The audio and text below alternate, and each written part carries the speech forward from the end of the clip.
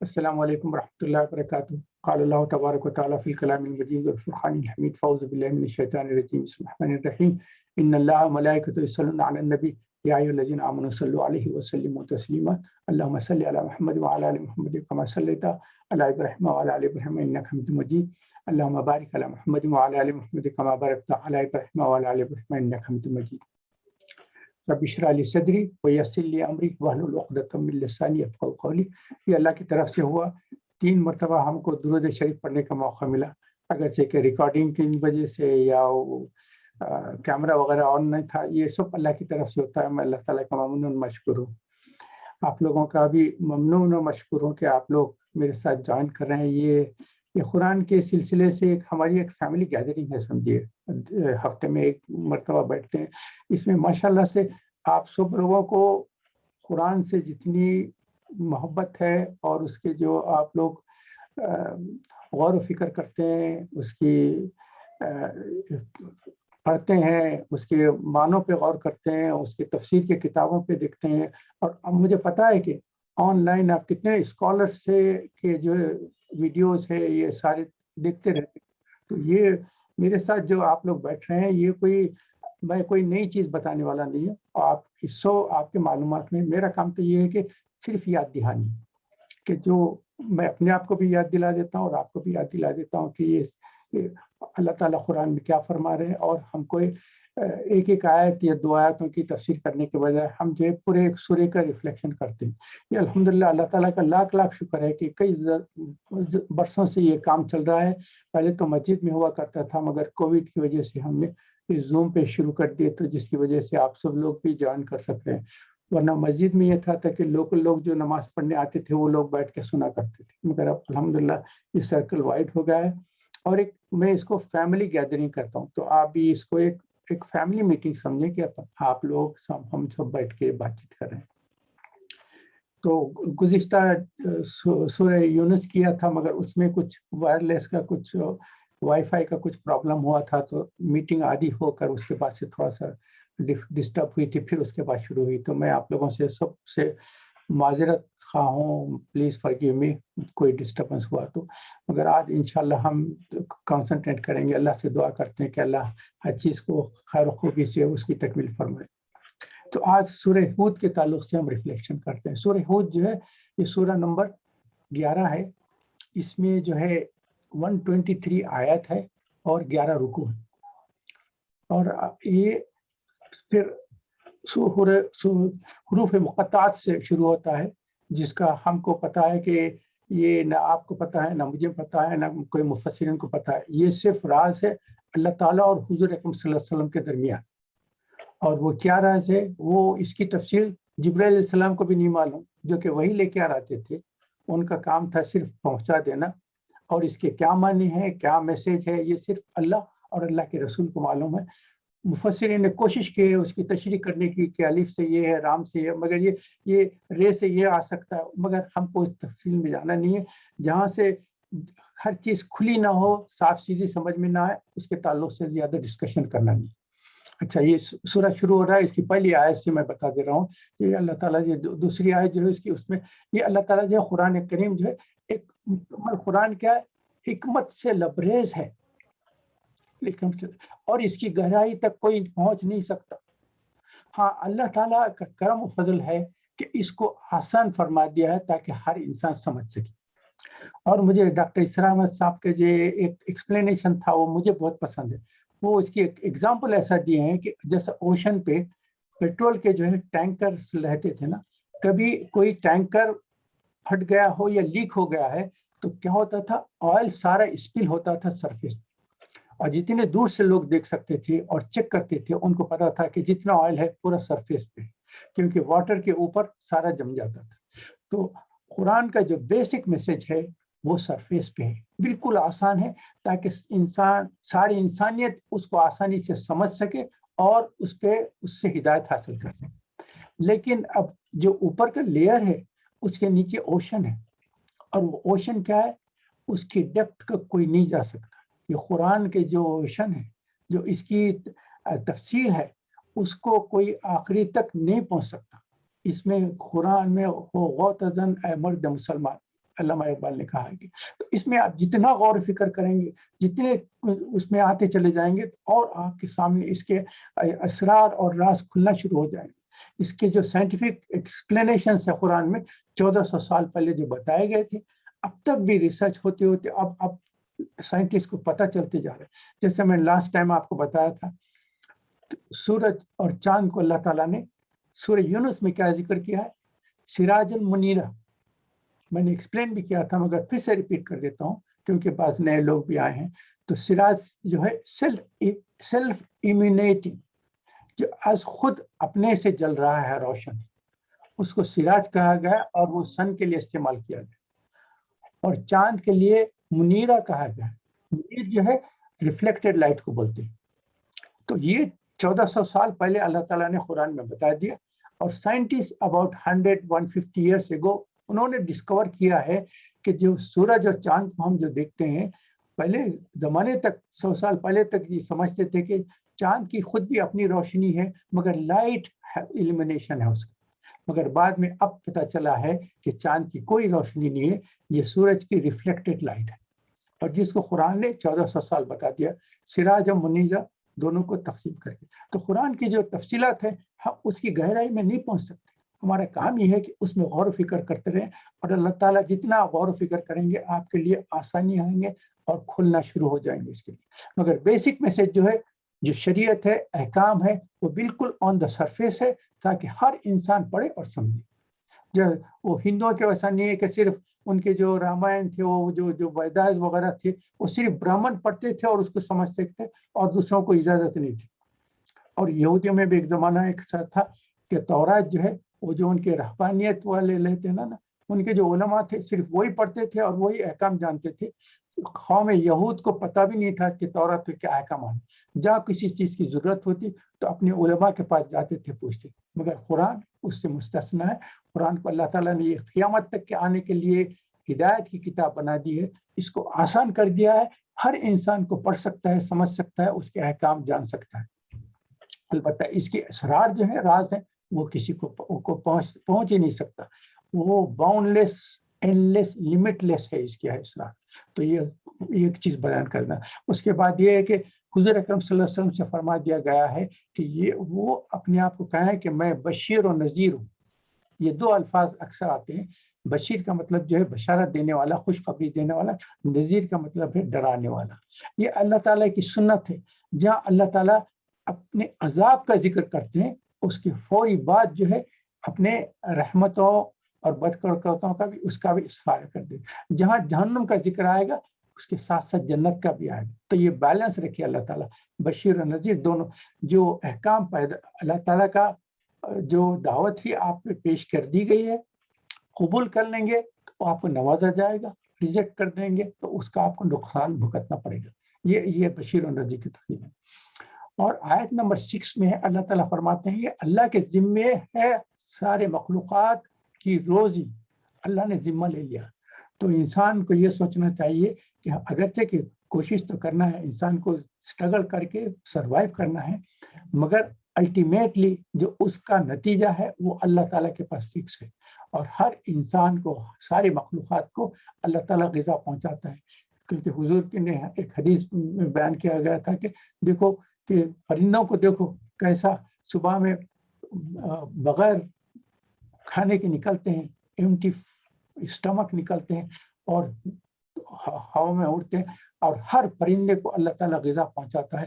واپس جب اپنے گھونسلے میں آتے ہیں تو پیٹ بھرے رہتے ہیں. نہ صرف خود اپنا کھانا رکھتے ہیں، اپنے بچوں کے لیے بھی کھانا لے کر آتے ہیں. تو کیا اللہ تعالیٰ جو اللہ تعالیٰ کی زبردست قدرت ہے جو اللہ تعالیٰ سب کو. اب یہ اسرائیلیات سے ہے. میں اس کے تعلق سے میں کہتا ہوں کہ اس میں زیادہ ریسرچ کرنے کی ضرورت نہیں ہے اور اس کے سورس معلوم کرنے کی ضرورت نہیں. سلیمان علیہ السلام نے ایک مرتبہ کہا کہ میں ایک بڑی دیگ بناتا ہوں، اور سارے جنات سے کہا کہ زبردست دیگ بناؤ اور اتنا زبردست کھانا بناؤ کہ میں آج سارے جتنے میرے جو کانٹیکٹ ہیں ان سب کو آج میں اپنے طرف سے کھانا کھلانا چاہتا ہوں. تو جنات نے سارا زبردست دیگ بنائی اور کتنے چیزیں لائے ہوں گے کہ ساری دنیا کے جتنے ہو سکتے ترکاری، میوے سارے لا کے بھر کے اس کو پکائے. पूरी देख तैयार हो गई, इतनी बड़ी थी। तो सलमान से कहा कि आज की ग़िज़ा का जिम्मा मैं ले रहा हूँ। तो फिर पानी के करीब ये बड़ी जबरदस्त देग लगाई थी। तो थोड़ी देर में जब देखे तो एक जबरदस्त वेल आई, कितनी बड़ी मछली थी उसका अंदाजा नहीं। वो आई और एक लुक़मे में पूरी देग को खाकर खत्म चली गई। फिर अल्लाह ताला ने फरमाया, सुलेमान तुम सारे लोगों को खिलाने की कोशिश कर रहे थे, ये देखो तुमने जितना सारों के लिए बनाया था वो हमारे पास की एक मछली आकर खाकर चलेगी। तो तुम्हारे इख्तियार में नहीं है कि लोगों को खाना खिला सको, ये हम जिम्मेदार हैं उसका खाना खिलाने। ये अल्लाह ताला बताते हैं। तो आयत नंबर 60। उसके बाद अल्लाह ताला फरमाते हैं आसमान और ज़मीन की तख्लीक 6 दिन में हुई। ये 6 दिन कौन से? हज़रत अब्दुल्लाह बिन अब्बास कहते हैं ये तो वो हज़ारों में जो एक दिन कितने 5,000 साल का, 50,000 साल का, 1,00,000 साल का, ये अल्लाह के दिन है। वो 6 दिनों में आसमान की ज़मीन की तख्लीक हुई। 2 दिन में आसमान की तख्लीक हुई, 2 दिन में ज़मीन की, और उसके बाद के 2 दिन में सारी मखलूक़ात की तख्लीक हुई। ये अल्लाह ताला बताते हैं कि हम अक्सर कुरान में आता है कि आसमान और ज़मीन की तख्लीक 6 दिन हुई थी, तो उसका एक्सप्लेनेशन आयत नंबर 13 में कुरान का चैलेंज है कि अल्लाह ताला बताते हैं, इसके पहले मैं सूरह यूनुस में भी बता दिया था कि अगर आपको पता है कि ये कुरान हमारा बना हुआ नहीं, अल्लाह का भेजा नहीं, तो फिर ये ऐसा कुरान बना के लाओ। अगर नहीं तो 10 आयतें बना के लाओ। अगर नहीं तो एक सूरत बना कर लाओ। 10 सूरतें नहीं बना सकते तो एक सूरत तो बना के लाओ। एक सबसे छोटी जो थी सूरह कौसर, औज़ु बिल्लाहि मिनश शैतानिर रजीम, इन्ना आतैनाकल कौसर फसल्लि लिरब्बिका वनहर इन्ना शानिअका हुवल अबतर। एक छोटी सी सूरत है, ऐसी एक सूरत तो बना के लाओ। सारे अरब जितने वहाँ के जो जबरदस्त लिटरेचर के माहिर थे, सबने गर्दन झुका दी कि हम ऐसी सूरत नहीं बना सकते। उसके बाद उन्होंने कागज पे लिख के रखा था कि ऐसी सूरत बना के लाओ। तो सबसे बड़ा उसका शायर जो था वो कागज ले लिया, लेके पढ़ा। उसके बाद उसने नीचे लिख दिया, मा हाजा कलामुल बशर इन्ना आतैनाकल कौसर फसल्लि लिरब्बिका वनहर इन्ना शानिअका हुवल अबतर। मा हाजा कलामुल बशर, ये किसी बशर का कलाम नहीं, ये अल्लाह का कलाम है। तो ये कुरान का चैलेंज था जो आपके सामने। अब हमारे पास क्या है, इस सूरत में कुछ अंबिया का जिक्र आया है, उनकी तफसीलात आए हैं। नूह अलैहिस्सलाम का आया है, हूद अलैहिस्सलाम का आया है, सालेह अलैहिस्सलाम का आया है, इब्राहिम अलैहिस्सलाम है, शुएब अलैहिस्सलाम है, और मूसा अलैहिस्सलाम है। ये जो है इन सारे अंबिया का जिक्र आया है। हूद अलैहिस्सलाम की जो सूरत है उसमें खुद हूद अलैहिस्सलाम का बहुत मुख्तसर वाक़या है। हूद अलैहिस्सलाम जो है ये अल्लाह ताला ने इनकी को भेजा, उनके जो कौम थी उस कौम का नाम कौम आद। कौम आद याद रखिए। कौम समूद जो है सालेह अलैहिस्सलाम के साथ। ये सिर्फ आपके सामने एक्सप्लेन कर देना चाह रहा हूं। हूद अलैहिस्सलाम आए, कौम आद के पास आए, और जैसे सारे अंबिया की तबलीग हुई है वो सारी चीज़ें एक्सप्लेन किया। अच्छा, कुरान में जो है अंबिया के ताल्लुक से और वो उन्होंने जो कोशिश की और जो तबलीग की, ये सारी चीज़ें जो है अक्सर रिपीट होती हैं। अब कुरान में देखेंगे तो आप मूसा अलैहिस्सलाम का वाक़या कितने सूरतों में आया है, तफसील से आया है, कहीं छोटा छोटा हिस्सा आया है, कहीं ज़्यादा तफसील से आया है। तो हमारा काम ये है कि इस चीज़ को बराबर देखते रहना, गौर करते रहना। ये याद दहानी है, और जिक्र कहते हैं याद दिलाने। आप कहते हैं नहीं भाई इनका जिक्र करो, नहीं उनको याद करो। तो अल्लाह ताला फरमाते हैं कि कुरान क्या है? ये कुरान खुद एक जिक्र है। अल्लाह ताला खुद ही बताते हैं, नहनु नज़्ज़लना ज़िक्र व इन्ना लहु लहाफ़िज़ून। ये हमने जिक्र आपके लिए भेजा है और इसकी जिम्मेदारी हमारे पे है। अल्लाह ताला के जितने सहीफे और इसके पहले जो किताबें अल्लाह ताला ने नाजिल फरमाई है, किसी के ताल्लुक से अल्लाह ताला ने ये नहीं कहा कि ये इसकी जिम्मेदारी मेरी है। नहीं, उन्होंने भेज दिया, मगर उसके बाद तहरीफात होते गए। आपको पता है ना कि अल्लाह के इसके पहले के जितने भेजे हुए किताबें थे सारों में तहरीफ हो चुकी है।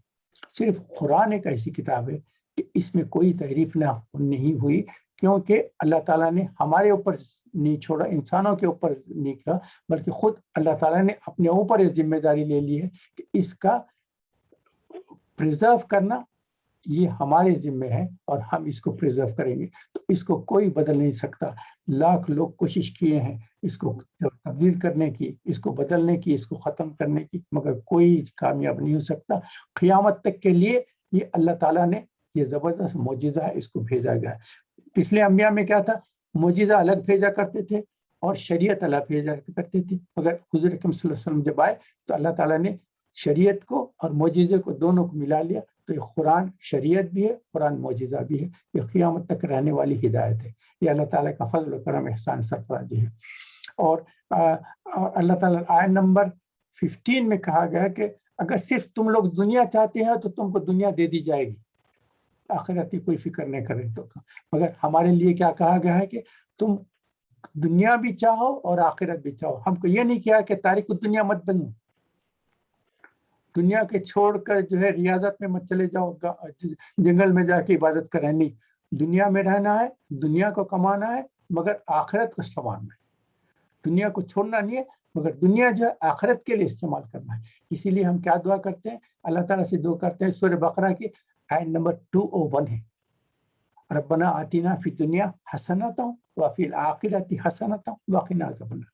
اللہ ہمارے لیے دنیا بھی بہتر فرما دے اور آخرت بھی. تو ہم کو دنیا سے بھی فائدہ اٹھانا ہے اور آخرت تو ہماری اصل فائدے کی جگہ ہے. تو اس کے لیے اللہ تعالیٰ سے ہمیشہ یہ دعا کرتے رہنا، فی دنیا حسنۃ و فی الآخرۃ حسنۃ. ایسا نہیں ہے کہ اللہ ہم کو دنیا سے کچھ نہیں چاہیے، نہیں، دنیا بھی چاہیے ہم کو، مگر دنیا کیا آخرت بنانے کے لیے چاہیے. دنیا کمانے کے لیے نہیں چاہیے، دنیا سے آخرت کمانا ہے. فی دنیا حسنۃ و فی الآخرۃ حسنۃ. اور آیت نمبر 18 میں ہے، اللہ پر جو جھوٹ باندھتا ہے اللہ تعالیٰ اس کے اوپر زبردست عذاب نازل فرماتے. اللہ تعالیٰ کے تعلق سے یہ ہے کہ ہمیشہ ہم غور کریں کہ کبھی ہم اللہ تعالیٰ کے جو آیتیں، قرآنی آیتیں پڑھتے ہیں اور اس کا مطلب اور موضوعات پڑھتے ہیں، اس میں اپنے دل سے کوئی بات نہ لائیں. ہمارے اختیار میں اگر کچھ ہے، ہم سوچتے ہیں تو اس کو یہ کوشش نہ کریں کہ اس کو قرآن سے ثابت کرنے کی کوشش کریں کہ میں جو سوچتا ہوں قرآن ایسا بتا دیا. استغفر اللہ. اللہ تعالیٰ کے تعلق سے کبھی جھوٹ نہ بولنا چاہیے، اور قرآن کو کبھی اس کام کے لیے ہرگز نہ استعمال کریں. اللہ تعالیٰ سے دعا کریں اللہ تعالیٰ ہم کو اس تعلق سے محفوظ فرمائے. اچھا، حود علیہ السلام کا جو تھا، انہوں نے سارے لوگوں کو تبلیغ جیسا کرنا تھا وہ تبلیغ کرتے رہے، سب سمجھاتے رہے، سارے چیزیں بتا دے گئے. اس کے باوجود بھی لوگ ایمان نہ لائے اور ان سے سوالات کرتے گئے. پہلا سوال کیا ہے کہ آپ تو ہم جیسے انسان ہیں، ہم آپ کو کیسا نبی اور رسول اور اللہ کی طرف سے بھیجا ہو پسند.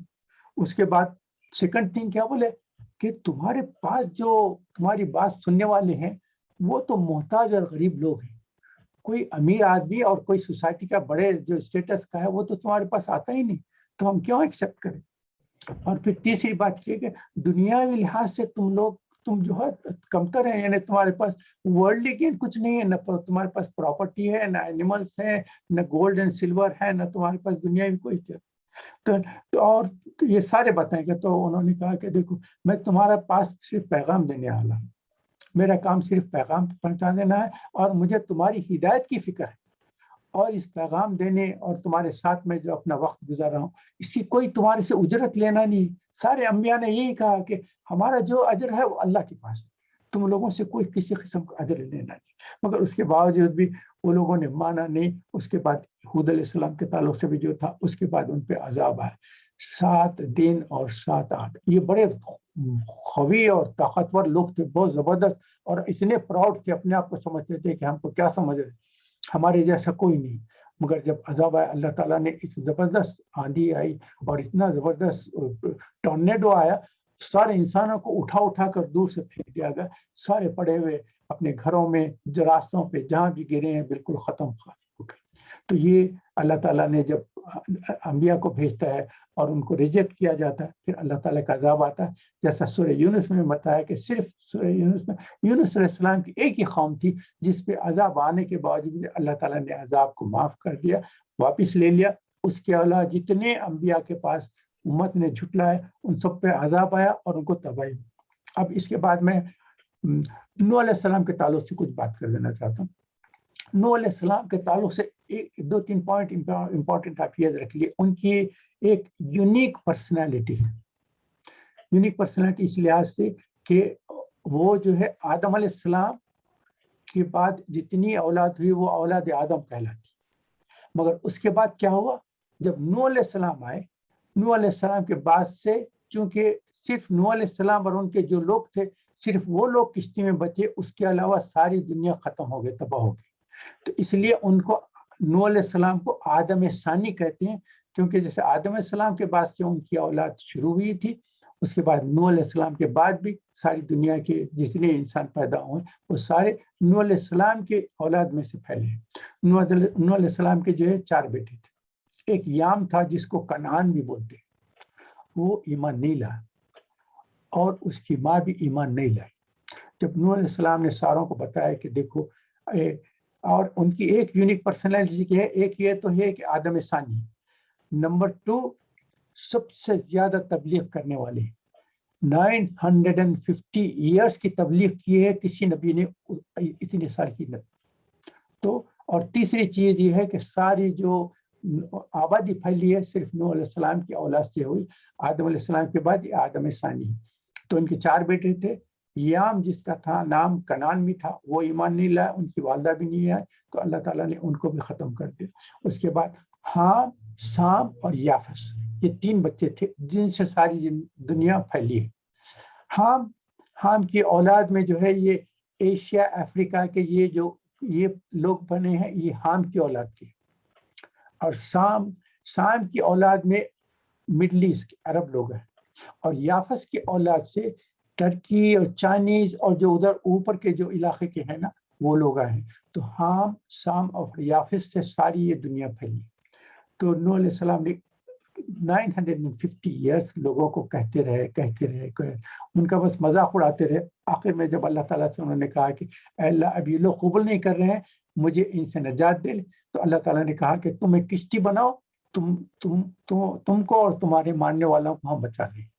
تو اچھی بات ہے. تو کشتی کے لیے کیا ہے، لکڑیاں کاٹے گئے، لکڑیاں جمع کرتے گئے. تو لوگ آتے جاتے دیکھتے تھے کیا ہے، اور وہاں سے سمندر جو ہے ہزاروں میل دور تھا، بہت دور تھا، پانی کا کہیں دور دور تک نام ہی نشان نہیں تھا.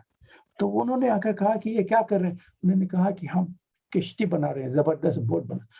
پھر اس نے ہنسنا شروع کر دیا. دیکھو پانی کا تو دور دور تک ہزاروں میل پانی کا تو کہیں ہے نہیں، اور یہ جو ہے اس خوش زمین میں ایک کشتی بنا رہے ہیں. تو اب تو ہم کو یقین ہوا کہ نعوذ باللہ آپ کا جو ہے مجنون اور پاگل، نعوذ باللہ ایسے. اور پھر مذاق انہوں نے کہا کہ اب ان سے بات کرنا نہیں ہے، ان سے کچھ ڈسکس کرنا نہیں.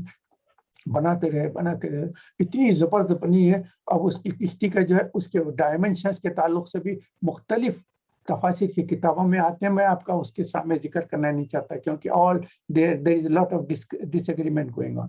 تو جہاں سے ڈسگریمنٹ ہوتا ہے، جہاں سے کمپٹیشن اور کمپیریزن ہوتا ہے، میں ان چیزوں میں انوالو نہیں ہوتا، کیونکہ وہاں جائیں گے تو پھر آپ ان کی بات پسند کریں، ان کی بات. تو بہرحال آپ اتنا یہ سمجھ لیں کہ بہت وائڈ زبردست بوٹ کیا اس زمانے کی تھی نا، اس کو بناتے گئے. لکڑی جمع کی گئی، اس کے بعد لکڑی کے کیلے بنائے گئے جس کو ٹھوکنے سے لکڑی ایک دوسرے سے جم گئی.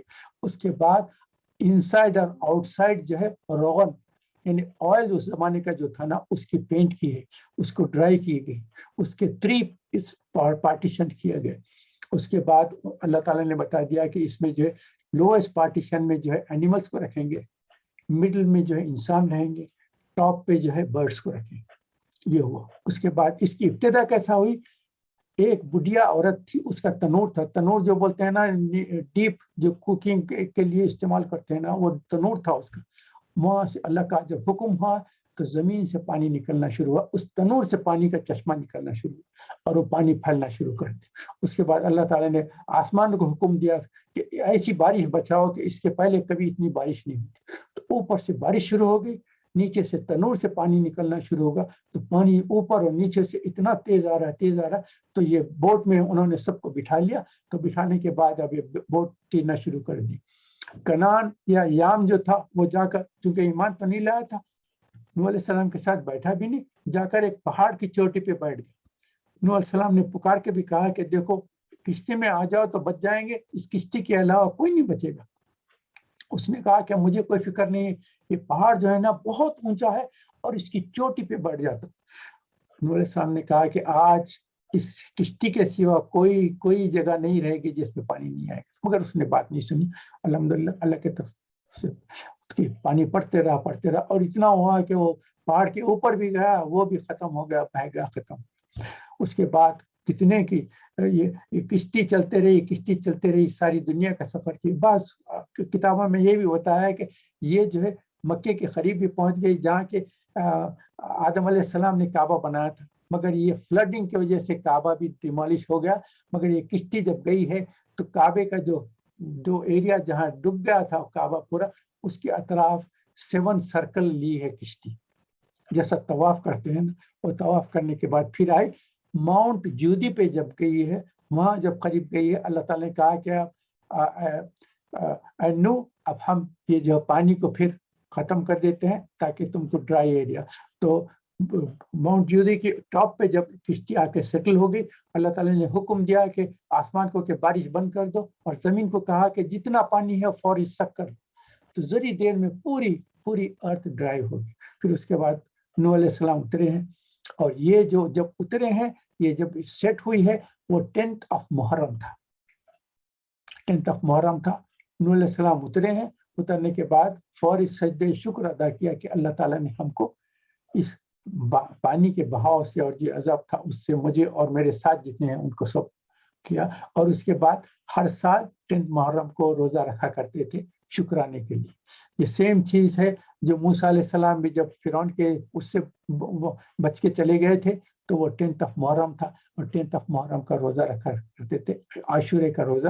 اور حضور اکرم صلی اللہ علیہ وسلم جب مدینہ مائگریٹ کیے ہیں تو وہاں دیکھے کہ یہود 10th of عاشورے کا روزہ رکھتے ہیں. تو حضور نے پوچھا کہ آپ لوگ کیوں رکھتے ہیں؟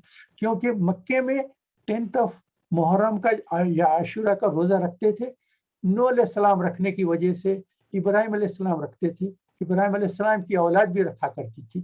اس کے بعد مکے کے جتنے قریش تھے وہ سارے 10 تاریخ کا روزہ رکھتے تھے، حضور بھی روزہ رکھتے تھے. مگر مدینے کو جب ہجرت کی تو دیکھا کہ مدینے والے بھی روزہ رکھ رہے ہیں، تو حضور کا اچنبھا ہوا کہ ہم مکے والے تو خیر ابراہیم علیہ السلام کے ماننے والے جو یہ قریش رکھتے تھے، مگر مدینے میں یہود کیوں رکھ رہے ہیں؟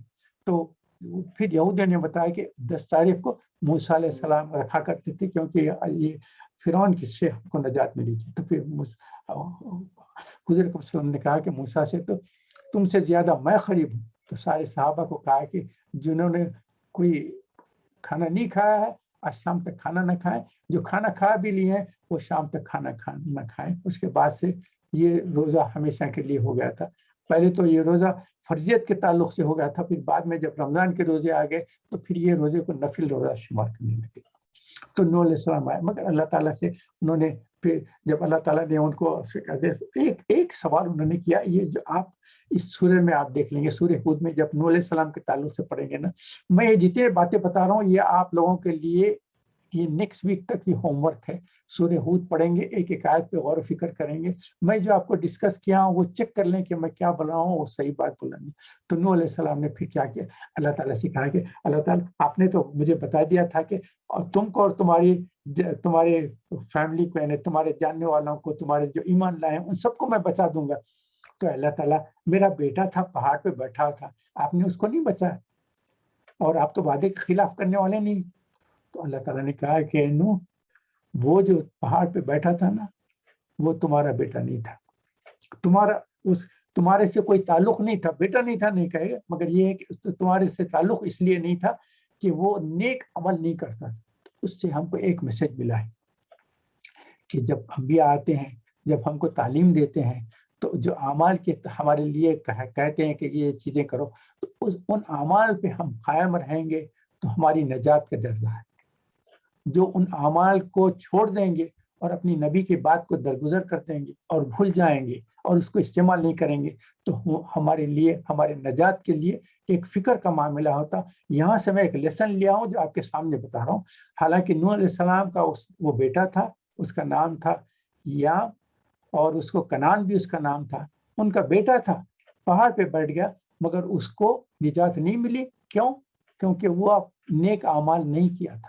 اللہ تعالیٰ نے یہی ایکسپلینیشن دیا ہے سورہ ہود میں. جب آپ آئیں گے نا نوح علیہ السلام کے قصے میں، یہ آیت پہ غور کریں تو اس میں ایک میسج ہے، اور میسج سے ہم کو ایک کا ریفلیکشن کیا ہے، ہمارے لیے یاد کرنا ہے کہ جو اللہ تعالیٰ نے حضور کے ذریعے سے ہم کو نیک اعمال کرنے کے لیے کہا گیا ہے اور ہم ان چیزوں کو رد کر دیں گے تو ہماری نجات کا راستہ بند ہو جاتا ہے. اللہ ہم کو محفوظ فرمائے سے.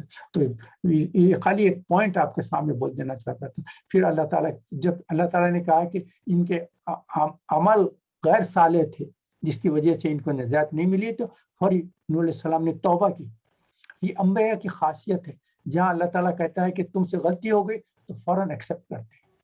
آدم علیہ السلام نے کیا، اللہ تعالیٰ نے کہا کہ تم سے غلطی ہو گئی، تو انہوں نے آرگیو نہیں کیا کہ آپ نے مجھے اطلاع نہیں دی، آپ دیکھ رہے تھے، آپ نے رکایا نہیں کہ شیطان جھوٹ بول رہا. نہیں، فوری ربنا ظلمنا انفسنا وان لم تغفر لنا وترحمنا لنکونن من الخاسرین. یونس علیہ السلام کو کیا ہوا، آ گئے تو مچھلی کے پیٹ میں تھے، اور اللہ نے کہا کہ تم بغیر میری اجازت کے کیا اپنی قوم کو چھوڑ کے آ گئے تھے، یہ تم سے خطا ہوگی. لا الہ الا انت سبحانک انی کنت من الظالمین. فوری اخلاص. تو ہم کو لیسن کیا مل رہا ہے، ہم سے جہاں بھی غلطی ہو گئی، خطا ہو گئی، don't try to support your case seeing نہیں میں غلطی نہیں کیا، میں سچ پر نہیں. فوری ایکسیپٹ کرو، یہ انبیاء کی سنت ہے. فوری ایکسیپٹ کرو اور توبہ کرو، فوری توبہ کرو، اور اللہ تعالیٰ کے توبہ کے دروازے کھلے. کبھی توبہ کا دروازہ بند نہیں ہوتا سوائے اس کے کہ جب آپ کا آخری وقت آ گیا، جب فرشتے نظر آ گئے تو اس کے بعد توبہ قبول نہیں ہوتی. اس سے پہلے توبہ کا دروازہ کھلا ہے. جب بھی کوئی غلطی، اور حدیث کی کیا ہے، جتنے انسان ہیں خطا کرنے والے، اللہ آدم علیہ السلام کے جتنے لوگ ہیں سارے خطا کرنے والے، اور خیر الخطاؤن التوابون، کل بنی آدم خطاؤن، سارے انسان خطا کرنے والے ہیں.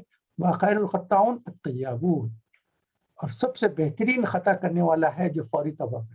اور ایک حدیث ہے الندامت التوبہ، جو ندامت کر لے کہ مجھ سے غلطی ہوگی اللہ میں ایکسیپٹ کرتا ہوں، تو اللہ تعالیٰ اس ندامت کو بھی معاف کر دیتے. آپ کا گناہ معاف ہو گیا.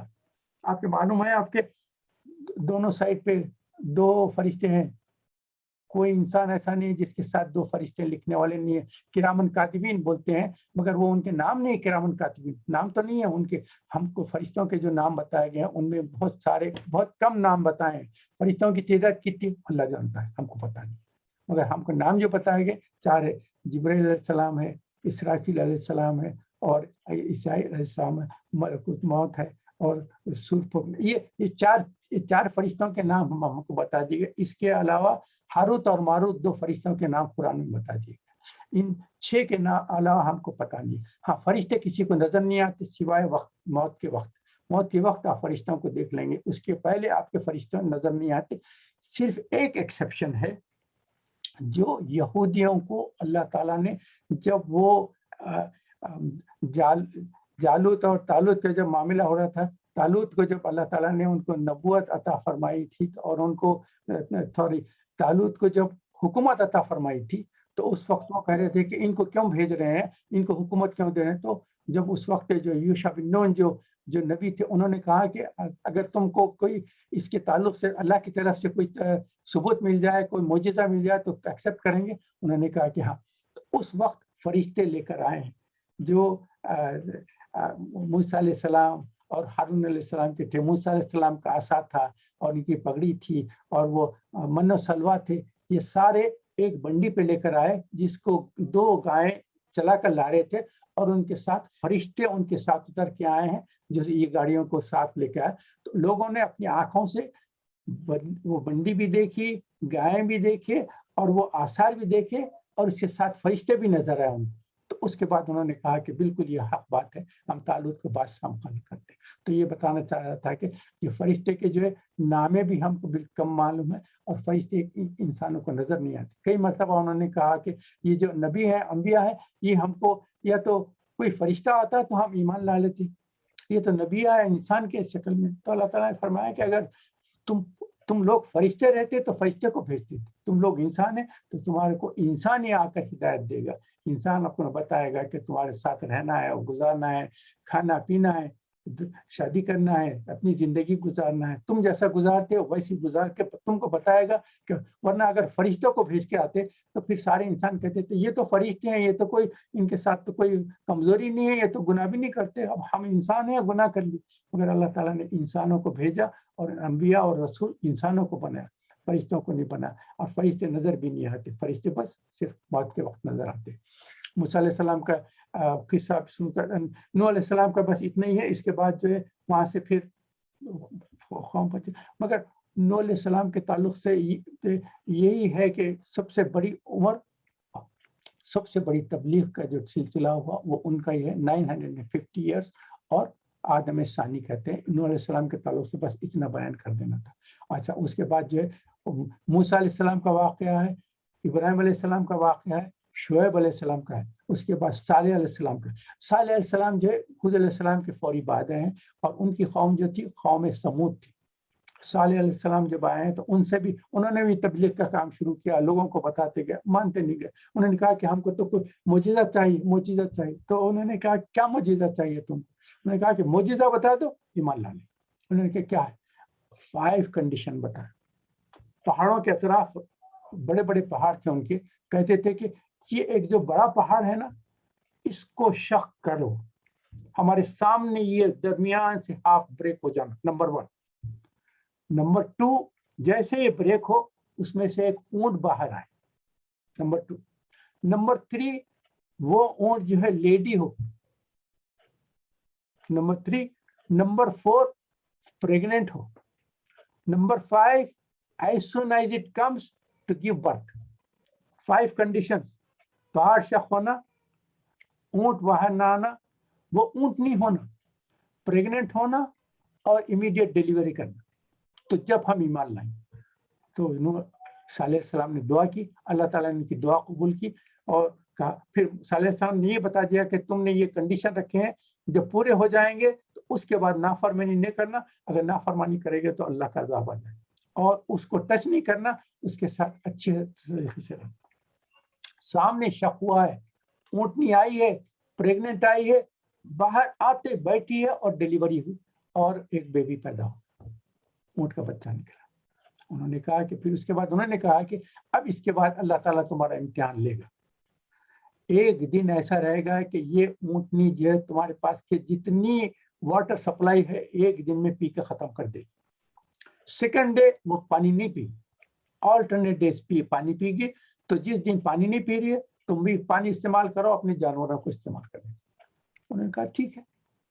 کچھ دن تک ایسے چلتے رہا. اس کے بعد جب دیکھے کہ اس کے ان کے جانوروں کو جب ضرورت ہے, وہ جس دن کوئی اونٹنی پانی پیتی ہے اس دن ان کو اور پانی کی ضرورت محسوس ہونا شروع کر دی. جیسا کہ یہودیوں کے تعلق سے بھی ہوا تھا نا, یوم سبت کیا تھا, مچھلی کے شکار کو جاتے تھے تو منع کیا گیا تھا کہ ہفتے کے دن شکار مت کرو. تو جب جاتے تھے تو بڑی مشکل سے مچھلیاں نکلتے تھے, اور اللہ تعالیٰ ان کو ٹیسٹ کرنے کے لیے کیا کیا, سیٹرڈے آتے ہی پورے شور پہ مچھلیاں بھرے ہوئے, ہفتے کا دن مچھلیاں بھرے ہوئے, مگر شکار نہیں کر سکتے. اور اس کے بعد ریسٹ آف دا ڈیز میں بہت کم کم نظر آتے تھے. تو انہوں نے کہا کہ دیکھو بیسٹ یہ ہے کہ سیٹرڈے شکار کرنا ہے. انہوں نے کہا کہ نہیں, کیسا شکار کریں گے, نہیں. تو کہا کہ ایسا کرو, گڑھے کھود دو, جب واٹر فلو ہو کے آئے گا تو گڑھوں میں جو پانی رہا کہ اس کے مچھلیاں تو بچ جائیں گے, وہ واپس سمندر میں نہیں جا سکیں گے. تو یہ انہوں نے کوشش کی. اللہ تعالیٰ نے ان کا امتحان لینا چاہا, اور وہ سمجھے کہ ہم اللہ تعالیٰ سے ہم کو, اللہ تعالیٰ کو نعوذ باللہ ہم ڈیفیٹ کریں گے. ہمارے پاس نعوذ باللہ ایسی عقل ہے, آپ جو پروگرام بنا رہے ہیں نا, اس سے بہتر پروگرام ہم بتائیں گے آپ کو, نعوذ باللہ ڈیفیٹ کریں گے. انہوں نے کیا تو پھر وہ یوم سبت کا جو عذاب آیا ان کے اوپر, جن کو جو ہے بندر بنا دیے گئے تھے, اللہ تعالیٰ یہ معاف کریں. تو صالح علیہ السلام کا بھی یہی ہوا کہ انہوں نے جب دیکھا کہ پانی کی جو جس دن وہ پانی پیتے اس دن ان سب کو پیاس بھی لگ رہی ہے, جانور بھی پکار رہے ہیں, تو انہوں نے کہا کہ اب کیا کریں گے. اس کے بعد وہ ہے جو شخص تھا اس کا نام بھی لکھا گیا ہے تفسیر کی کتابوں میں, میں تو تفصیلات نہیں بتاتا, مگر انہوں نے کہا کہ کیا کریں گے, بس اس کو ختم کر دو. تو ایک دن جو اونٹنی تھی اس کے جو ہے پیر کاٹے گئے, چاروں پیر کاٹ دیے تاکہ اب وہ کھڑے نہ رہ سکے. جب ایسے ہوئے تو اس اونٹنی کا جو بچہ تھا, کیونکہ یہ پیر کاٹنے سے تو اونٹنی تو ختم ہو جائے گی, لیکن اس کا جو بچہ تھا وہ چیخیں مارتے ہوئے گیا, پہاڑ کے قریب گیا. پہاڑ جو شق ہو کے جس میں سے نکلے تھے پھر دوبارہ شق ہوا ہے, اور وہ بچہ پھر پہاڑ کے اندر داخل. اللہ تعالیٰ نے اس کو اٹھا لیا. تو یہ میں بتا رہا تھا کہ اس کے بعد جو ہے وہ اونٹنی کو جو پیر کاٹے ہیں تو اس پیر کاٹنے سے اونٹنی ختم ہوگی. اس کے بعد صالح علیہ السلام نے کہا کہ اب 3 دن کے بعد تم پر عذاب آئے. انہوں نے کہا کہ اب کوئی عذاب نہیں آتا. مگر صالح علیہ السلام اور ان کے جو ماننے والے تھے وہاں سے نکل گئے اور 3 دن کے بعد آیا. زبردست چیخ ہوئی ہے, پتھرے برسا ہوئے. جو اللہ تعالیٰ کا جو بھی عذاب آنا تھا وہ قوم صالح پہ آیا, ان کو تباہی ہو گئی. اچھا, ابراہیم علیہ السلام کے تعلق سے اب یہ اس میں جو ہے اس میں چھوٹے چھوٹے پورشنز آئے ہیں پورے ابراہیم علیہ السلام کے تعلق سے. سورہ ہود میں جو ابراہیم علیہ السلام کا واقعہ ہے وہ ہے اصل میں فرشتے آئے ہیں. فرشتے جب آئے تو ابراہیم علیہ السلام کی ہمیشہ عادت تھی جہاں سے کوئی انسان ان کے قریب آتا, ملنے آتا تو فوری اس کی ضیافت کرتے. وہ کوشش یہ کرتے تھے کہ جب تک کوئی مہمان کو کھانا نہ کھلاؤں میں خود نہ کھاؤں. وہ جب دیکھے کہ کچھ لوگ نظر آ رہے ہیں تو ان کو بلایا, فوری بھاگے, جا کر ایک بچڑے کو ذبح کرا, اس کو پکوان کیا, پکوان پکڑ کے لا کے سامنے رکھے. مگر یہ فرشتے تھے, انسان تو نہیں تھے, کھا نہیں سک رہے, کھاتے نہیں تھے. تو جب دیکھے کہ ان کے ہاتھ نہیں بڑھ رہے, کھانا نہیں کھا رہے ہیں, تو ابراہیم علیہ السلام ذرا خوف کھانے لگے کہ اس زمانے کا طریقہ یہ تھا کہ کوئی انسان کسی کو تکلیف پہنچانا چاہ رہا ہے, کچھ نقصان پہنچانا چاہ رہا ہے, تو ان کا کھانا نہیں کھاتے. دیکھیں ایک لیسن ہے نا ہمارے لیے بھی کہ اگر آپ کے اوپر کسی نے احسان کیا ہے, اس کے پاس سے فائدہ اٹھائیں تو اس کو ہرگز نقصان نہ پہنچے. جس کا کھایا اس کے ساتھ نقصان پہنچا, ایسا نہیں تھا. تو انہوں نے جب دیکھا ہے کہ کھانا نہیں کھا رہے تو پریشان ہو گئے. تو انہوں نے جب فرشتوں نے دیکھا کہ پریشان ہو رہے ہیں تو فوری ان کو تسلی دی کہ آپ پریشان مت ہو, ہم انسان نہیں ہیں, ہم فرشتے آئے. انہوں نے کہا فرشتے آئے تو کس لیے آئے؟ تو ایک دم وہ بھی خوف آیا کہ فرشتے کیا مجھ سے کوئی غلطی ہو گئی تو اللہ تعالیٰ ان کو ٹیسٹ کرنے لے کے بھیجے. انہوں نے کہا کہ نہیں آپ پریشان مت ہو, ہم آپ کے لیے نہیں آئے, ہم تو آپ کے جو بھانجے لوط علیہ السلام کے پاس جانے والے, کیونکہ لوط علیہ السلام ابراہیم علیہ السلام کے بھتیجے تھے. تو ان کے پاس جانے والے ہیں کیونکہ ان کی قوم کے ساتھ جو نافرمانی ہوئی ہے ان کی قوم کو تباہ کرنے آ رہے ہیں. تو انہوں نے بحث کی کہ میرا لوط کے ساتھ کیا ہوگا. انہوں نے کہا کہ لوط کے ساتھ کچھ نہیں ہوگا, ہم جا رہے ہیں, مگر ساتھ جاتے ہمیں خوشخبری آپ کو دینا چاہ رہے ہیں. یہ آپ کی سورہ ہود کی آیت میں ذرا ابراہیم علیہ السلام کا انہوں نے خوشخبری دی کہ آپ کو ایک لڑکا اسحاق پیدا ہے. ان کی بیگم بھی وہیں کھڑے ہوئے سن رہے تھے اور ضعیفی کی حالت میں تھے. وہ اپنا ماتھا مار کے ہنسنا شروع کر دیے کہ اب اس عمر میں اتنی بوڑھی ہو گئی ہوں اور میں بانجھ ہوں اور میرے شوہر 90 ایئرس کے ہو گئے, اتنی بڑھاپے میں ہم کو. اب آپ کو ایک بات یہاں اللہ تعالیٰ سے دعا کرنا ہے, اس کے تعلق سے ایک پوائنٹ بیان کر دیتا ہوں جو میں اکثر بیان کرتا ہوں. اللہ تعالیٰ سے دعا مانگا کرے, اللہ تعالیٰ سے دعا مانگا کرے. اللہ تعالیٰ کو دعا مانگنا بہت پسند ہے. اللہ تعالیٰ کہتے ہیں اعوذ باللہ من الشیطان الرجیم وقال ربکم ادعونی استجب لکم ان الذین یستکبرون عن عبادتی سیدخلون جہنم داخلین. اللہ تعالیٰ فرماتے ہیں کہ مجھ سے دعا مانگو, میں قبول کرتا ہوں, گارنٹی فرام اللہ. اور اللہ کہتے ہیں کہ تم دعا مانگو, اور اس میں حضور کو نہیں استعمال کیے, ڈائریکٹ خطاب ہے لوگوں سے. نہیں تو اگر حضور سے بولنا چاہتے تو اللہ تعالیٰ کہتے تھے خل, جیسے کہ خل هو اللہ احد قل اعوذ بالفلق, تم لوگوں سے کہو کہ یہ کہو. حضور کو کہتے تھے کہ تم کہو ان سے, مگر یہاں دائرہ خطاب انسانوں سے. وقال ربکم, کہتا ہے تمہارا رب تم سے, قال ربکم ادعونی استجب لکم, تم مانگو میں پوری کرتا ہوں. یہ گارنٹی اللہ کی طرف. اور اللہ تعالیٰ کیا وقال ربکم ادعونی استجب ان الذین یستکبرون عن عبادتی سیدخلون جہنم داخرین. اور those people who are proud not to ask me, I am going to throw them into hellfire. یہ سورہ مومن میں دیکھیے قرآن کی آیت ہے, میں اپنے طرف سے نہیں بول رہا ہوں. اللہ تعالیٰ فرماتے ہیں مجھ سے مانگو میں قبول کروں گا, اور جو مجھ سے مانگنا نہیں چاہتے تکبر سے کہ ہمارے پاس تو سب ہے, اللہ سے کیا مانگنا, تو ایسے لوگوں کو اللہ تعالیٰ جہنم میں داخل کر دیں گے. اللہ محفوظ, اللہ تعالیٰ ہم لوگوں کو بچائے. تو یہ کہنے کا مطلب یہ تھا, جب دعا کے تعلق سے میں بتاتا ہوں اس وقت کہتا ہوں کہ دعا ہم نے ایک وقت دعا مانگ کے دیکھے کہ آج دعا مانگے تھے, کل صبح ہو رہی ہے, کیا دعا قبول ہوئی نہیں ہوئی. یہ بھی صبراپن. آپ کی دعا قبول ہوگی, اس کی مثال دیتا ہوں. ابراہیم علیہ السلام, ان کی شادی ہوئی ہے 30-40 ایئرس کی ایج میں یا 20 ایئرس کی ایج میں, کوئی ہم کو ڈیٹیلز نہیں معلوم ہے. اس عمر سے لے کے 90 years तक every day he is praying to Allah, Allah give me a son to continue my message. Every day 60-70 years कौन दुआ मांग रहे? इब्राहिम अलैहिस्सलाम। इब्राहिम अलैहिस्सलाम के उनको क्या उनके अल्लाह ताला ने उनके नाम खिताब किया है? अबुल अंबिया, जितने अंबिया हैं उनके वालिद है। इमामुन नास, जितने इमाम हैं उन सब, जितने नास है दुनिया वाले हैं उन सब का इमाम है। और अल्लाह के ताल्लुक से ताल्लुक है खलीलुल्लाह, इंसानों के ताल्लुक से इमामुन नास, अंबिया के ताल्लुक से अबुल अंबिया और अल्लाह के ताल्लुक से खलीलुल्लाह। 3 खिताब दिए गए हैं और 3 खिताब मिलने के बाद इतने जबरदस्त अंबिया में, रसूलों में इतना जबरदस्त दर्जा है उनका, और डेली दुआ मांग रहे हैं फॉर हाउ मेनी 60-70 ईयर्स। उसके बाद उनकी दुआ अल्लाह ताला कबूल करते हैं। कब? वो 90 प्लस हो गए, जब उनसे कहा, फरिश्ते आकर खुशखबरी दे रहे हैं कि आपको औलाद होने वाली है, इसहाक अलैहिस्सलाम हो। तो उनकी बीवी हंसने लगे कि इस उम्र में हमारे को, जबकि मैं इतनी बूढ़ी हो गई और मुझे बच्चे नहीं हो सकते, और मेरे मियाँ ये जभी ज़ईफ हो गए, इतने बड़े हो गए। उन्होंने कहा कि ये अल्लाह का हुक्म है, अल्लाह ताला जिसको चाहे नवाज देता है। जो ईसा अलैहिस्सलाम को तो बगैर बाप के पैदा कर दिया, आदम अलैहिस्सलाम को ना वालिद है ना वालिदा है, वो तो अल्लाह ताला का बस एक हुक्म हो जाए, उसकी जब रजा है, उसकी जब पसंद है, जब उस चीज़ से हो जाए। तो वहाँ से निकले, फिर वहाँ से निकल के अब यहाँ से लूत अलैहिस्सलाम का किस्सा शुरू होता है। खूबसूरत ये नौजवान फरिश्ते जो है खूबसूरत वहाँ से गए, और लूत अलैहिस्सलाम के ताल्लुक से मैं ज़्यादा तफसील में नहीं बोलना चाहता। उनके पास जो गुनाह होता था वो मालूम है, होमोसेक्सुअलिटी था। तो वहाँ जाते तो वहाँ के सारे लोग जो है नौजवानों की फिक्र में रहते थे, कोई नौजवान नजर आए तो उसको इस्तेमाल करें। और जब ये आए हैं तो लूत अलैहिस्सलाम जब देखे कि इतने खूबसूरत नौजवान लड़के आ रहे हैं और उनके घर पे आके सलाम कर रहे हैं, मिलने चाह रहे हैं, तो उन्होंने मेहमानों को देख कर परेशान हो गए। उन्हें कहा कि अल्लाह, ये मेरे पास ये नौजवान खूबसूरत बच्चे आ रहे हैं, तो ये मेरे कौम के लोग आएंगे और उन लोगों के साथ क्या गंदगी करने वाले हैं।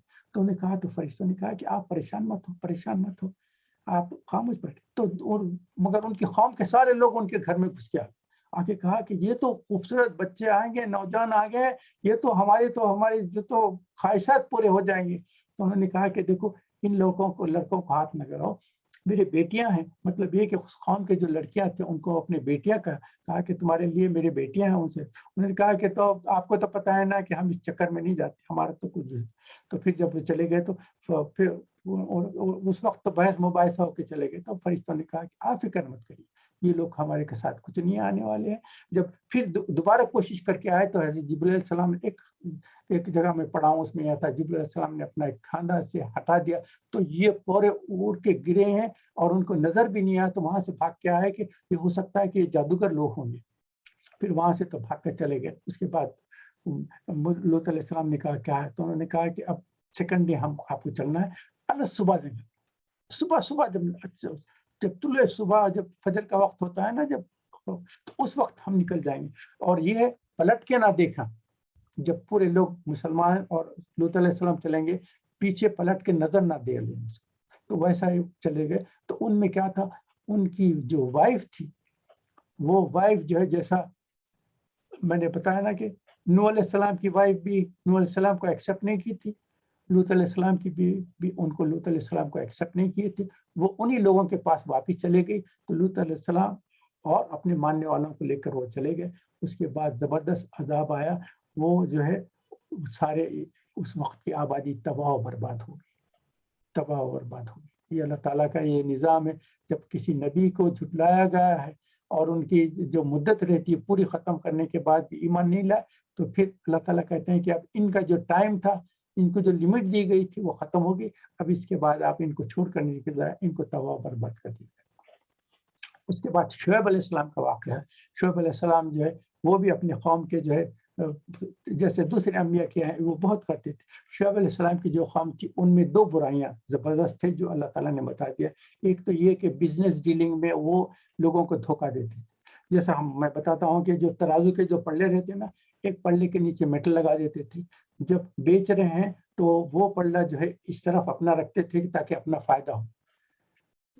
جس میں مٹیریل ڈالتے ہیں وہ کم مٹیریل ڈالتے تھے کیونکہ آلریڈی اس میں میٹل لگا ہوا ہے، اور تولتے تھے، دے دیتے تھے. جب کسی سے خریدتے تھے تو اس کو ٹرن کر دیتے تھے. ٹرن کرنے سے مطلب یہ ہے کہ زیادہ مٹیریل لے لیتے تھے، اور جب دینے کا موقع آتا تھا تو کم دیتے تھے. تو بزنس میں آپ کو فراڈ کرتے تھے. یہ شعیب علیہ السلام کے خوف کے لحاظ سے تو ہم کو یہ صرف ایک ایگزامپل دیا گیا. اس کے لیے ہمارے لیے لیسن کیا ہے؟ آپ کسی سے بھی بزنس ڈیلنگ کریں تو بالکل جسٹ انصاف سے کریں، کسی کو دھوکہ نہ دیں، جھوٹ نہ بولے اور دھوکہ نہ دیں. یہ ایک ہم کو لیسن ملا ہے. اور دوسری کام شعیب علیہ السلام کی قوم کیا کرتی تھی، راستوں پہ بیٹھ کے جو لوگ سفر کرتے رہتے تھے، جب دیکھتے تھے ان کے پاس زیادہ لوگ نہیں ہے، یہ ایک کا دکا ہے، اس کے ساتھ سامان ہے، تو اس کو گھیر لیتے تھے، اس کو لوٹ لیتے تھے. قافلوں کو بھی لوٹ لیتے تھے، لوٹ کے ان کا جو ٹریولرز رہتے تھے ان کو لوٹا کرتے تھے. تو ہم کو یہ خاص طور پہ اس میں بھی ایک میسج ہے کہ جو سفر کرنے والا ہے، ٹریولر ہے، اس کو بھی تکلیف نہ پہنچائے، اس سے ناجائز فائدہ نہ اٹھائے.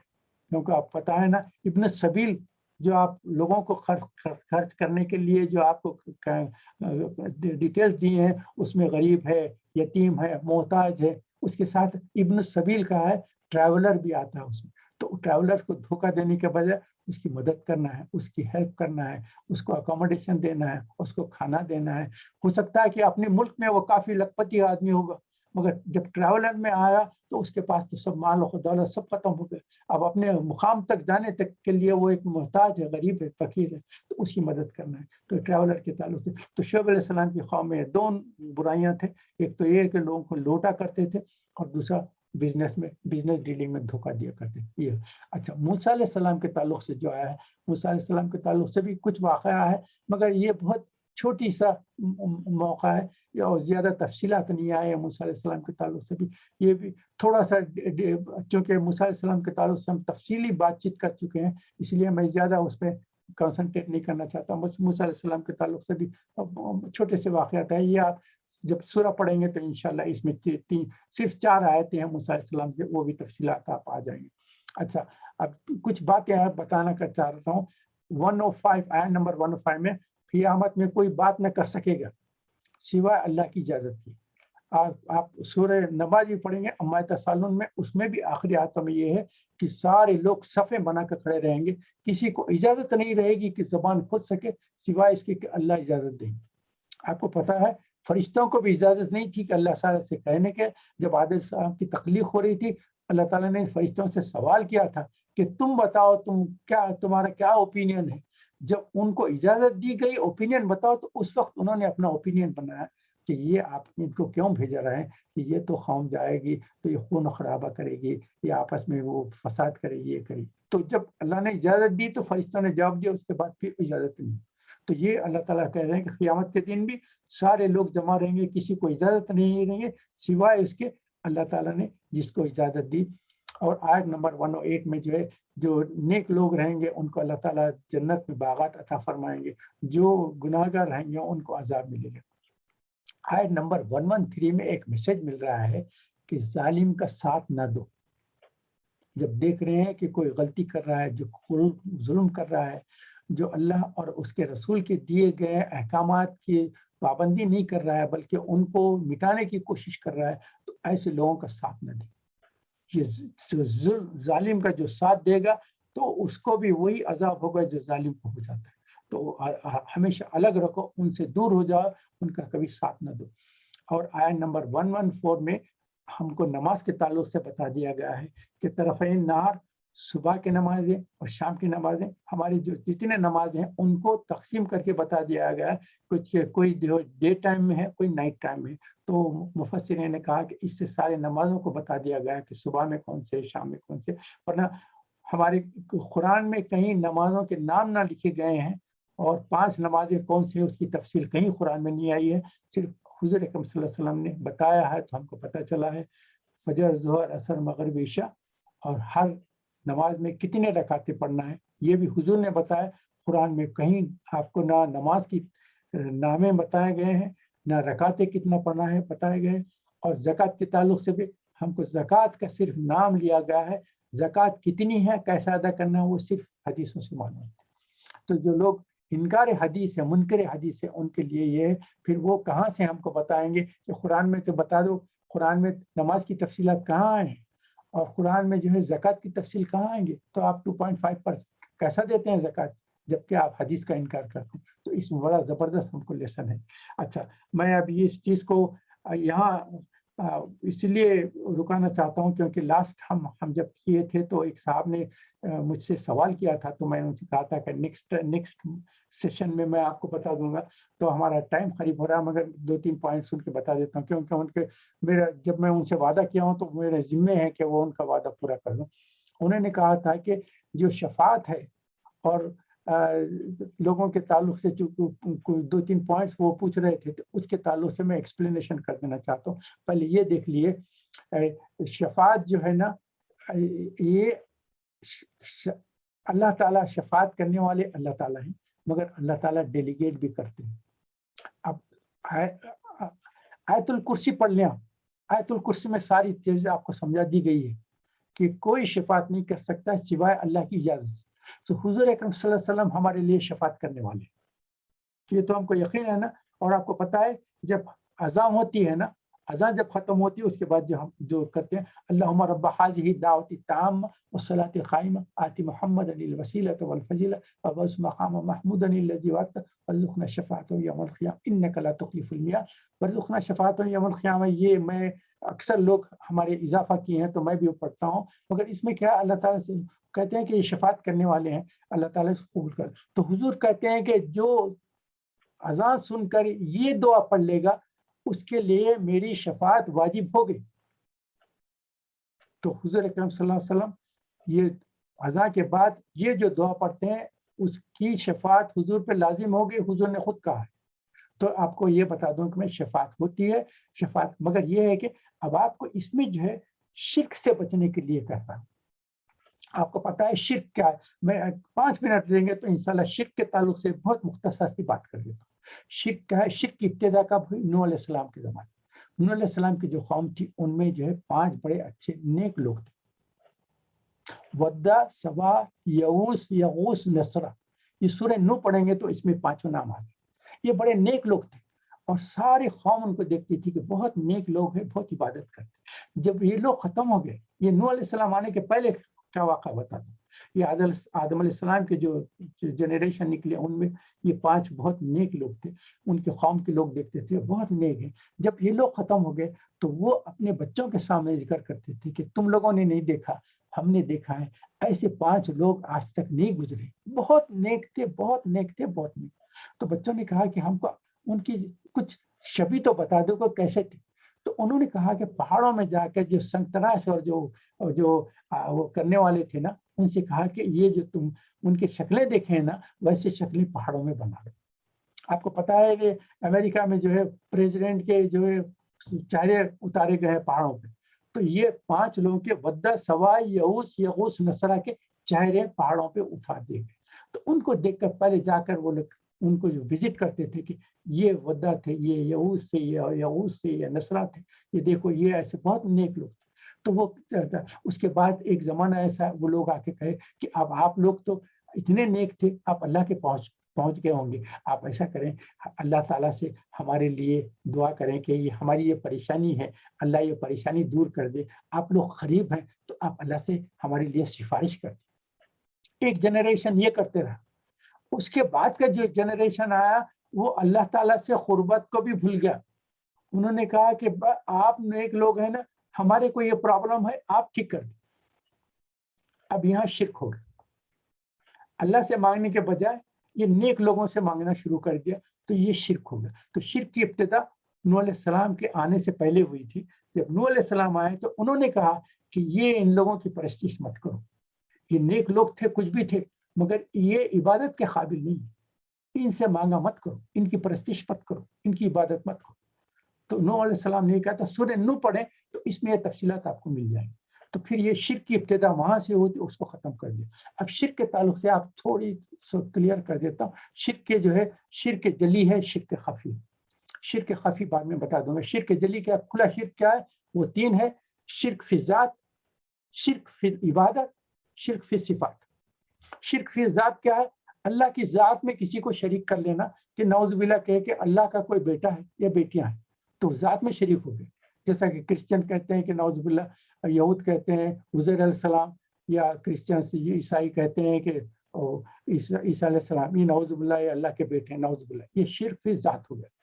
اور شرک فی العبادہ، تو آپ کو جو ہے مشرکین تھے اور یہ ہندوؤں وغیرہ جو ہے سارے بتیں بنا کے عبادت کرتے تھے، یہ جو ہے شرک فی العبادہ ہو گیا. اللہ کی عبادت چھوڑ کے بتوں کی عبادت کرتے. شرک فی صفات کیا ہے؟ صفاتوں میں بھی شریک کرنا. اللہ تعالیٰ کے جو صفات ہیں ان میں شریک کرنا. اللہ کے صفات کیا ہے؟ ہم 99 نیمز جو اللہ کے لیتے ہیں وہ کیا ہے؟ اللہ کے صفات ہے. اللہ رزاق ہے، اللہ رحیم ہے، اللہ کریم ہے، اللہ رحمان ہے. یہ سارے بولتے ہیں. اللہ غفار ہے، اللہ ستار ہے، یہ سارے بولتے ہیں نا. تو اب یہ دیکھیں کہ یہ صفات انسانوں میں بھی ہے نہیں. اللہ علیم ہے تو انسان بھی علیم ہے نہیں، علم رکھنے والا ہے نہیں. علم تو چھوڑ دے، علم چھوڑ دے، علامہ ہے انسان. اللہ رزق دینے والا رزاق ہے، انسان بھی رزاق ہے نہیں. غریبوں کو کھانا بنا کے کھلاتے نہیں کھلاتے، تو آپ تو رزق بھی دینے والے. آپ کو پانی کی ضرورت ہوئی کسی سے مانگے تو آپ کو پانی لا کے دیتے ہیں نا، تو آپ پانی پلانے والے بھی ہو گئے. اللہ تعالیٰ بھی پلاتا ہے پانی، بندے بھی پلاتے ہیں. تو یہ صفات کی وجہ سے ذرا پریشانی ہوگی کہ صفات میں کیسا شرک ہو جاتا ہے. اس کے لیے ایک کرائٹیریا ہے، 3 پوائنٹس کا کرائٹیریا ہے. اس کرائٹیریا کو پورا کر دیں گے تو آپ کوئی شرک نہیں. پہلا کیا ہے؟ اس میں کیا ہے؟ جو صفات انسان میں بھی وہ صفات ہے، اللہ میں بھی صفات ہے، مگر اس صفات کو 3 سے آپ چیک کر لیں گے تو آپ کلیئر ہو جائیں گے. پہلی کیا ہے؟ جو اللہ کی صفات ہے، اللہ کی صفات کی there is no beginning and there is no end. نہ کبھی پیدا ہوئی ہے، پیدا ہونے سے پہلے سے موجود ہے، اور سب انسان ختم بھی ہو جائیں گی، دنیا بھی ختم ہو جائیں گی، ہر چیز ختم بھی ہو جائیں گی، تو وہ اس کے بعد بھی چل گی. تو دیر is no beginning no and, یہ اللہ کی صفات ہے. اور انسان جس نے، اس کے لیے ایک بگننگ بھی ہے، اینڈ بھی ہے. جب پیدا ہوا تو اس کے بعد سے اس کی صفت شروع ہوئی ہے، جب مر جائے گا وہ صفت ختم ہو جائے گی. تو number 1 beginning, no beginning no end, اور انسانوں کے لیے there is beginning and end. Number 2 اللہ کی جو صفت ہے خود اپنی ہے، از خود ہے، اور بندن کی جو ہے وہ عطائی ہے. اس کو انگلش میں بولوں گا آف ہز اون، اور بندوں کی جو ہے ڈیلیگیٹڈ، از خود اور عطائی. نمبر 2. تو نمبر 1 ہوا، نمبر 2 ہے. نمبر 3 اللہ تعالیٰ کی جو ہے وہ لمٹ لیس ہے، بندوں کی جو ہے لمیٹڈ ہے. ہماری بصارت ہے، ہم یہ دیوار تک دیکھتے ہیں، دیوار کے پیچھے کیا ہے آپ کو نظر آتا ہے؟ نہیں آتا. اللہ تعالیٰ کی بصارت کیا ہے؟ Boundless, endless, limitless. تو بندوں کے جتنے صفات ہیں لمیٹڈ ہے، اور اللہ کے جو ہے ان لمیٹڈ ہے. تو 3 پوائنٹ دیکھ لیں. صفات بھی جو بول رہے ہیں نا، صفات جو ہے حضور بھی کریں گے اور انسان بھی کریں گے. حافظ جو رہے گا اس کو اللہ تعالیٰ کہیں گے کہ تم جا کر سو اینڈ سو کی صفات کرو، میں ان کی صفات قبول کروں. تو وہ جا کے جہنم میں اپنے دوست احباب رشتہ دار جو جہنم میں ان کو پوائنٹ آؤٹ کریں گے. اللہ کہے گا کہ ان لوگوں کے تعلق سے تم صفات کریں گے تو میں قبول کروں گی. وہ اپنے سے جا کے صفات نہیں کریں گے، اللہ کہے گا کہ تم فلاں کی صفات کرو تو قبول کروں. اور جو حج کرا ہے، جس کا حج مقبول اور مبرور بولتے ہیں نا، جس کا حج بالکل قبول ہو گیا، 40 خاندانوں کے لیے ان کو کہا جائے گا کہ فلاں 40 خاندانوں کو تم شفاعت کر کے وہ جہنم سے نکال کے لا. یہ کیوں؟ اللہ تعالیٰ آنر دینا چاہے.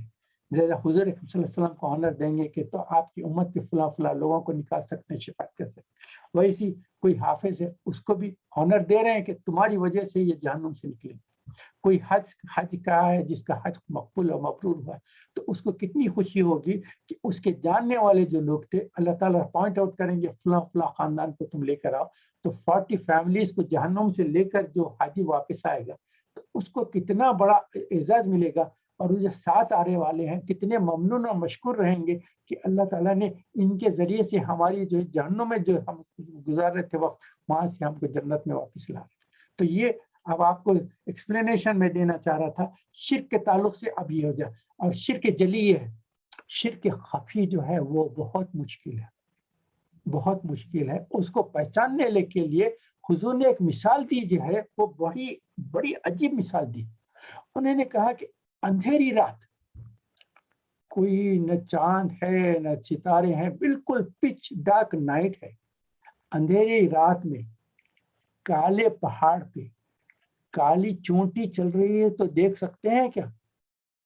کون دیکھ سکتا ہے؟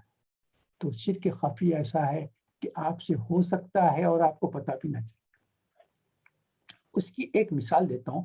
بعض لوگوں کو ایسا ہے جو اس سے پہلے میرے سنے ہیں تو ان کو کئی مرتبہ بتایا ہوں تو یاد بھی ہوں گا, مگر آپ کے سامنے کہہ دیتا ہوں کہ آپ نفل نماز پڑھ رہے ہیں اور کسی ایسی جگہ پڑھ رہے ہیں جہاں آپ کے ساتھ اور کچھ لوگ بھی ہیں. فرض کریے کسی کے پاس کھانے پہ گئے, دعوت ہوئی, وہاں جماعت سے نماز بھی ہو گئی, اس کے بعد اب آپ 7 لوگ الگ الگ ہو گئے مگر اپنے نفل پڑھ رہے ہیں. اب آپ نفل پڑھ رہے ہیں, آپ کے بازو بھی کوئی نفل پڑھ رہے ہیں. اب آپ رکوع میں چلے گئے, 3 مرتبہ کہتے ہیں سبحان ربی العظیم, کھڑے رہتے ہیں اور سجدے میں جاتے ہیں, 3 مرتبہ کہتے ہیں سبحان ربی الاعلی. آپ کے بازو جو پڑھ رہے ہیں وہ ذرا تھوڑا سا لمبا رکوع کرتے ہیں اور لمبا سجدہ کرتے ہیں. تو اب آپ کو پہلی رکعت میں تو دیکھ لیا کہ آپ کوئی پڑھ لیے تھے, اب دوسری رکعت میں ایک دم خیال ہوا کہ یہ تو ان کا رکوع بھی لمبا ہے اور سجدہ بھی لمبا ہے. تب آپ سبحان ربی العظیم 3 مرتبہ کہنے کے بجائے 5 مرتبہ کر دی, 3 کے بجائے 5 مرتبہ کر دی تو ذرا آپ کا رکوع بھی لمبا ہوگا. اس کے بعد سجدے میں بھی 5 مرتبہ کر دیے تو سجدہ بھی لمبا ہو. اب یہ جو کیا ہے آپ کو پتا بھی نہیں کہ آپ نے شرک کیا, کیونکہ قیامت کے دن سوال ہوگا آپ سے. اللہ تعالیٰ کہیں گے اے بندے جو میری جو نماز پڑھ رہے تھے میرے لیے تو 3 مرتبہ سبحان ربی العظیم کہتے تھے اور 3 مرتبہ سبحان ربی الاعلیٰ کہتے تھے. اب یہ جو 5 کیے ہیں, یہ 2 کا جو ایکسٹرا کیے ہیں وہ کس کے لیے کیے؟ میرے لیے تو نہیں ہے, میرے لیے تو 3 ہے. یہ جو 2 ایکسٹرا کیے ہیں یہ تمہارے جو بازو کھڑا ہوا ہے کھڑے ہوئے ہیں ان کے لیے 2 کا اضافہ کیے ہیں. تو تم میری جو نماز پڑھ رہے ہیں, نماز میں 2 لوگوں کے لیے نماز ہوگی تمہاری. ایک تو اللہ کے لیے ہوئی جس میں آپ 3 ٹائمز کرتے تھے, اور یہ جو ایکسٹرا 2 کیے ہیں وہ بازو والے کے لیے نماز پڑھے ہیں. تو عبادت میں آپ نے شرک کر دی. تو یہ چیز جو ہے, اسی لیے تو حضور نے فرمایا کہ شرک خفی ایسا ہے اس کو پہچاننا اتنا مشکل ہے کہ پچ ڈارک نائٹ میں بلیک ماؤنٹین پہ بلینک اینٹ کرالنگ کو دیکھنا. تو ہم سے کیا ہوتا ہے, ایسے گناہ ہو جاتے ہیں جس کا ہم کو پتہ بھی نہیں. تو اسی لیے میں یہ ہمیشہ کہتا ہوں کہ رات میں سونے سے پہلے اللہ تعالیٰ سے معافی مانگے, توبہ کریں.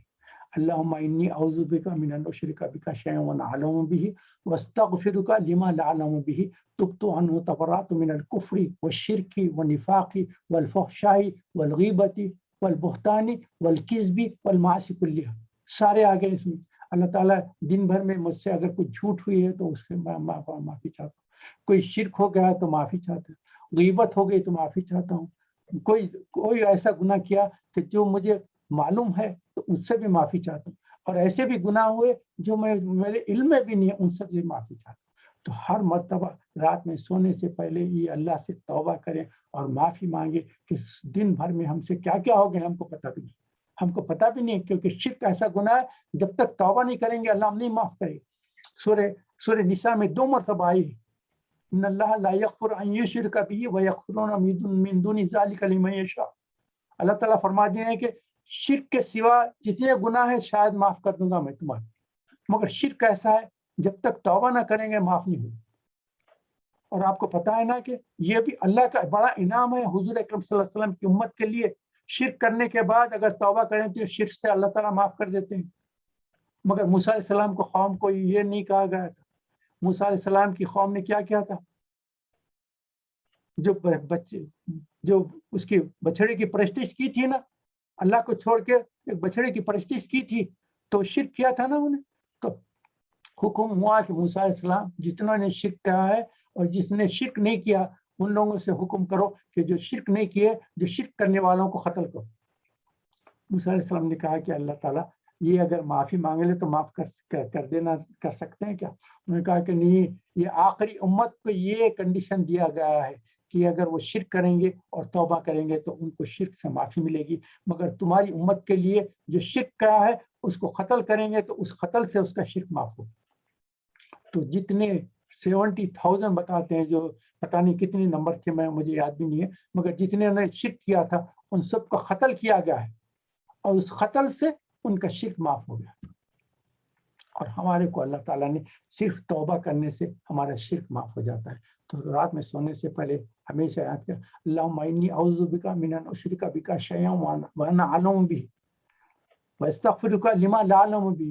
ان سارے گناہوں سے معافی مانگتا ہوں جو میرے علم میں, اور ان سے بھی معافی چاہتا ہوں جو میرے علم میں بھی نہیں. اللہم انی اعوذ بک من ان اشرک بک شیئا وانا اعلم بہ واستغفرک لما لا اعلم بہ تبت ان وتبرأت من الکفر والشرک والنفاق والفحشاء والغیبت والبہتان والکذب والمعاصی کلیہا میں اس کے علاوہ بھی سارے گناہ. واسلمت وآمنت واقول لا الہ الا اللہ محمد رسول اللہ.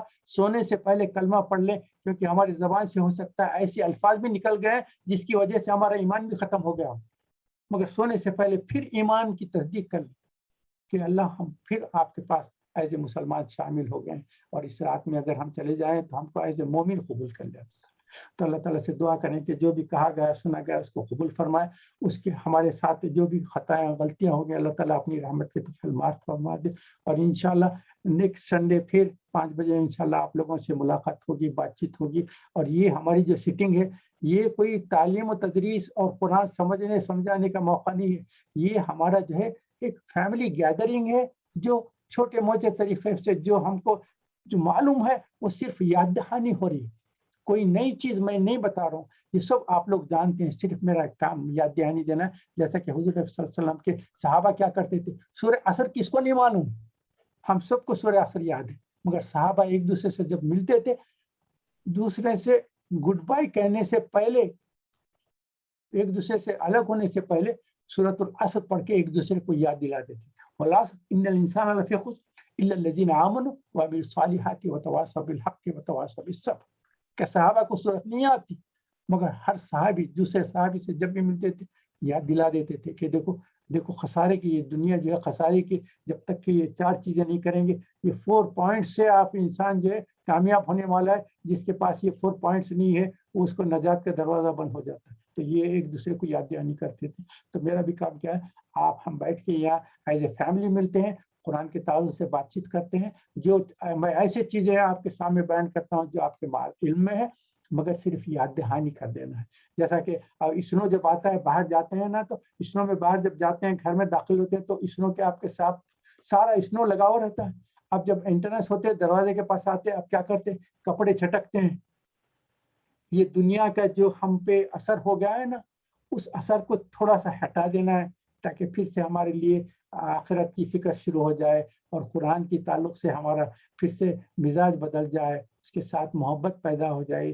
دنیا کو ساتھ لے کر چلنا ہے, مگر دنیا کے جو اثرات ہیں بار بار ان کو ہٹاتے جانا ہے. ورنہ تو یہ جیسا برف جم جاتی ہے اس کو ہٹا دیتے ہیں نا, تو ایسی دنیا ہمارے پاس جو جمع ہو جاتی ہے, جو اس کے اثرات ہمارے پاس آتے ہیں, تھوڑا سا اس کو ہلا کر نکال دینا تاکہ پھر سے ہمارے جو کپڑے ہیں صاف ستھرے ہو جاتے ہیں ویسے. تو اللہ تعالیٰ سے دعا کرتے ہیں, اللہ تعالیٰ یہاں ہمارا بیٹھنا سننا کہنا اس کو قبول فرمائے. ہم سے جو کچھ خطائیں ہوں گے اللہ تعالیٰ معاف فرمائے. اللہم من نشرک بک شیئا واستغفرک لما لا اعلم به تبت انا وتبرأت من الکفر والشرک والنفاق والفحشاء والغیبة والبہتان والکذب. اللہم انی اسألک کاملا ویقینا صادقا وعملا متقبلا ودعاء مستجابا منزلا وفضلا دائما واجرا عظیما وتوبة نصوحا وتوبة قبل الموت وراحة عند الموت ومغفرة بعد الموت والعفو عند الحساب والفوز بالجنة والنجاة من النار. اللهم حبب إلينا الإيمان وزينه في قلوبنا وكره إلينا الكفر والفسوق والعصيان واجعلنا من الراشدين وجعلنا من الصادقين وجعلنا من الصابرين وجعلنا من المسلمين وجعلنا من المخلصين وجعلنا من المتقين وجعلنا من المحسنين وجعلنا من عبادك الصالحين لا خوف عليهم ولا هم يحزنون. اللہ تعالیٰ ہم کو ہماری ہدایت کے فیصلے فرمائے دے, توفیق دے کہ ہم آپ کے بتائے ہوئے راستوں پہ چلے, اور ہم حضور اکرم صلی اللہ علیہ وسلم نے ہم تک جو باتیں پہنچائی ہیں ان سب پر ہمارے کو عمل کرنے کی توفیق عطا فرما. آمین یا رب العالمین. اللهم صل على محمد وعلى ال محمد كما صليت على ابراهيم وعلى ال ابراهيم انك حميد مجيد. اللهم بارك على محمد وعلى ال محمد كما باركت على ابراهيم